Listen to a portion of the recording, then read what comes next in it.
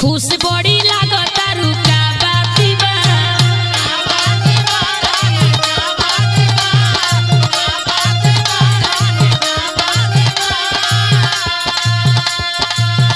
अरे कूदी कूदी भागता रुका बाती बा